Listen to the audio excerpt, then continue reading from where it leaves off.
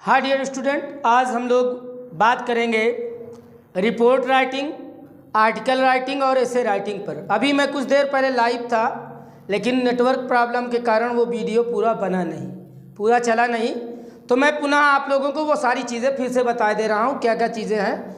आप उस वीडियो में अगर कोई दिक्कत है आप लोग तो यहाँ देख लीजिएगा। तो सबसे पहले हम लोग बात करते हैं रिपोर्ट राइटिंग की। रिपोर्ट राइटिंग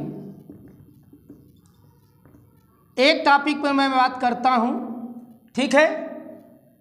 पिछले साल हाई स्कूल के बोर्ड एग्जाम में आया था, right A report on independence day celebration. आज मैं आप लोगों को बता दे रहा हूं report on Republic day celebration. Report on Republic day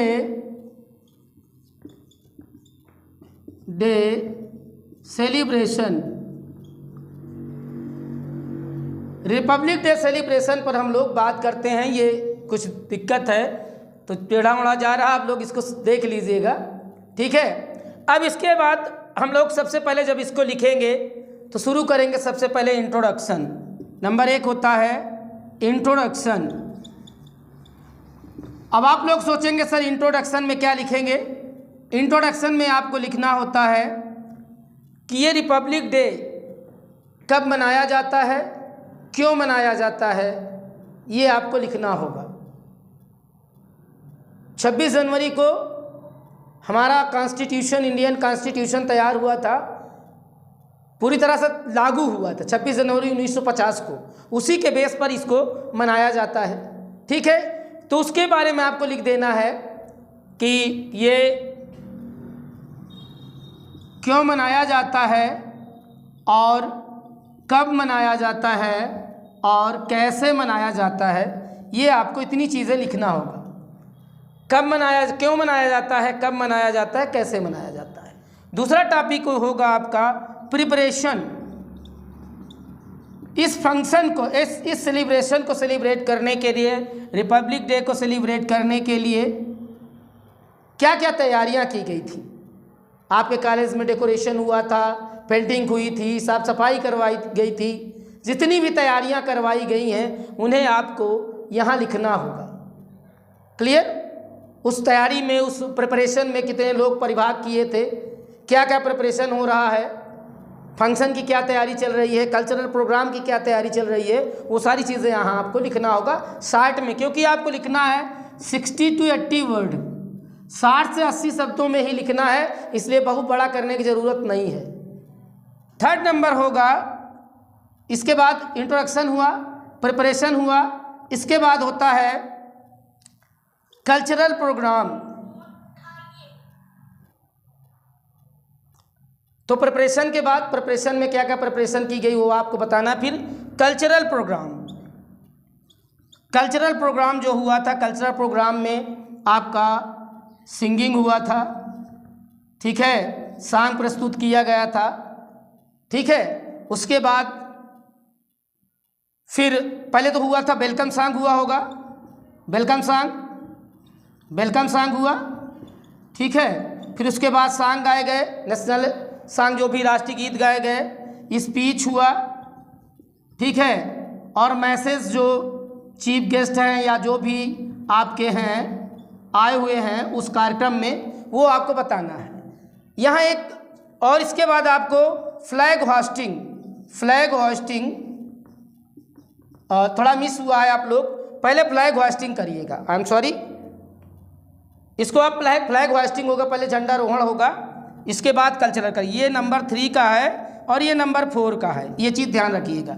flag hosting ये कब हुआ और किसने किया, ये आपको दर्शाना होता है, कब हुआ और किसने किया, ये चीज़ आपको दिखाना होगा। क्लियर। इसके बाद आपको नंबर 5 पर आना है कंक्लूजन में आपको बताना है कि क्या क्या आप लोगों ने देखा और इस फंक्शन से आपको क्या सीख मिली, क्या आपने सीखा, कितने लोगों ने, कौन कौन से कार्यक्रम हुए और सारे कार्यक्रम का क्या प्रभाव पड़ा आप लोग कितने उससे प्रभावित हुए, कितना आपको अच्छा लगा, ये कंक्लूजन में लिख देना है। तो ये रहा आपका रिपोर्ट मैंने बताया, और ये रिपोर्ट इम्पॉर्टेंट है क्योंकि पिछली बार रिपोर्ट ऑन उसमें पूछा इंडिपेंडेंस डे सेलिब्रेशन पर पूछा गया था, 15 अगस्त के सेलिब्रेशन पर रिपोर्ट पूछी गई थी। इस बार जो पूछा जाएगा वो इस पर पूछ सकता है। क्लियर। अब मैं और बात कर लेता हूँ ऐसे की, और जो आर्टिकल होते हैं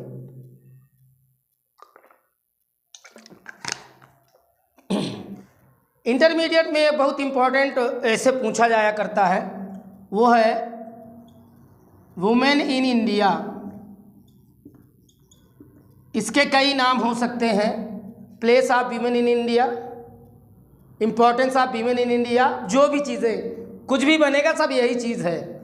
इसको लिखने के लिए आपको क्या करना होगा, पहले तो लिखना होगा इंट्रोडक्शन। इंट्रोडक्शन में आप लोग लिखिए कि वीमेन का इम्पोर्टेंस क्या है हमारे समाज में, हमारे जीवन में और हमारे देश में, महिलाओं का क्या सहयोग है, क्या योगदान है, उसे लिखेंगे। इसके बाद आप लोग लिखेंगे place of women during ancient time.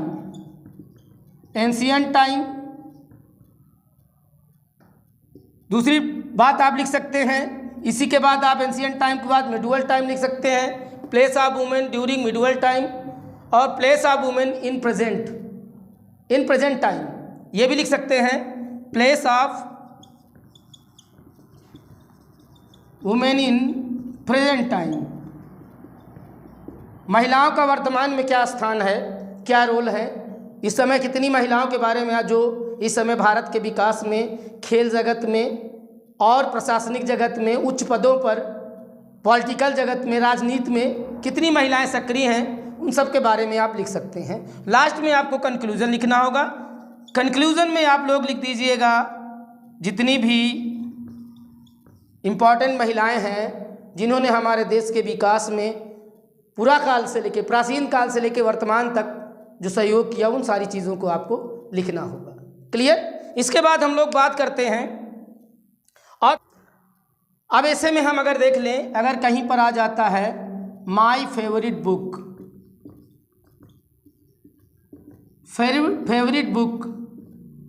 और इसके स्थान पर आ सकता है my best book, the book you like most, बहुत सारी चीज़ें हो सकती हैं।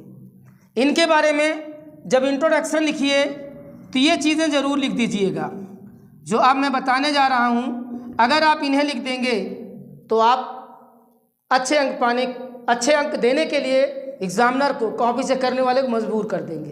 कैसे? इंट्रोडक्शन में आप लिख दीजिएगा books are our never failing friends.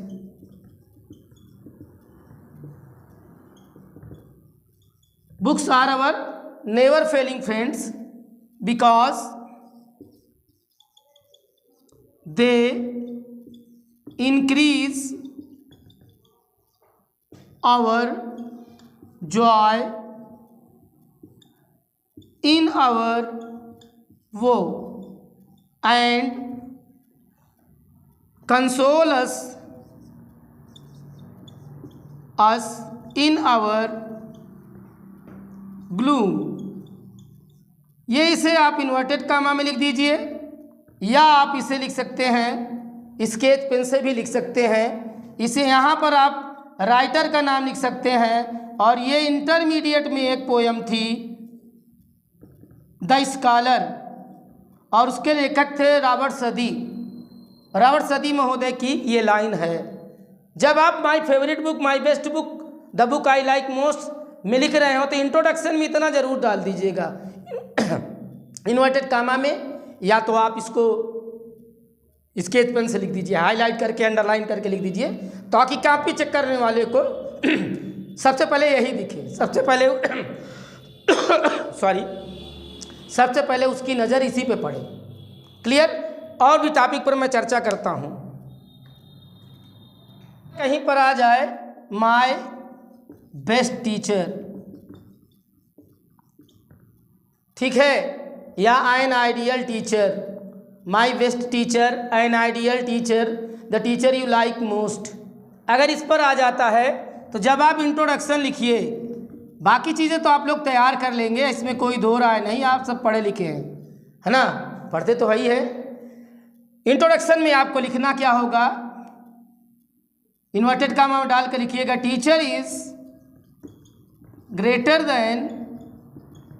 Then our father because father has given us this body but the teacher has showed us the way to salvation, so we should carry on this love and respect for our teacher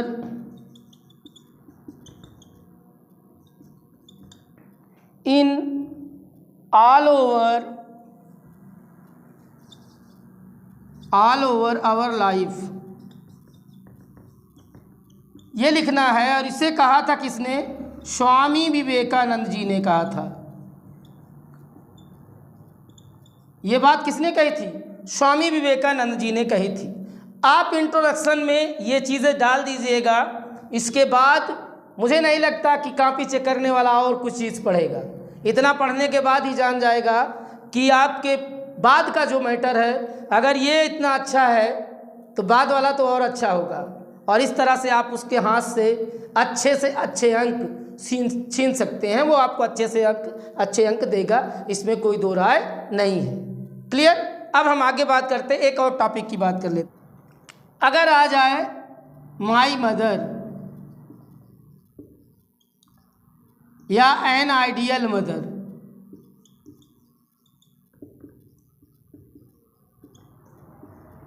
इनमें से कोई भी एक ही चीज़ है, ठीक है। अब ये जब माई मदर या एन आइडियल मदर का ऐसे आपको लिखना है, चीज़ बता दूं, ये दोनों के लिए इम्पोर्टेंट है। हाई स्कूल और इंटर दोनों लोग, जो जिन टॉपिक की मैं बात कर रहा हूँ, ये केवल ना हाई स्कूल के लिए इम्पोर्टेंट है और न केवल इंटरमीडिएट के लिए, ये दोनों ही क्लासेस के लिए इम्पोर्टेंट है। इसलिए इसे दोनों लोग एक जो मैं दे रहा हूँ, ये थॉट्स दे रहा हूँ, कोटेशन दे रहा हूँ, उन्हें आप नोट कर लीजिएगा। और अपने इंट्रोडक्शन में जब आप ऐसे एग्जाम में लिखिएगा तो इंट्रोडक्शन में इन चीज़ों को जरूर लिखिएगा। क्लियर। तो ये देखते हैं, इसका जब इंट्रोडक्शन लिखेंगे तो लिखेंगे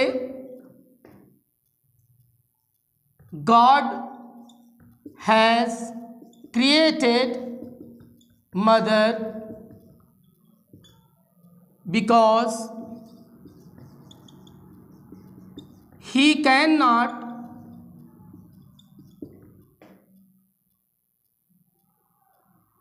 reach, या केयर भी कर सकते हैं, every person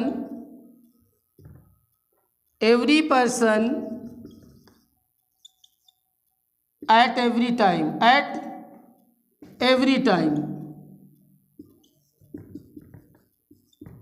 ये हो जाएगा। ये इन्वर्टेड कामा लिख दीजिए। ईश्वर ने माँ इसलिए बनाया है, ईश्वर ने माँ की रचना इसलिए की है क्योंकि वो हर व्यक्ति के पास हर समय नहीं रह सकता। तो ईश्वर ने माँ को बनाते समय ये सोचा, क्योंकि मैं हर व्यक्ति के पास हर समय नहीं रह सकता, इसलिए उसने माँ को बना दिया।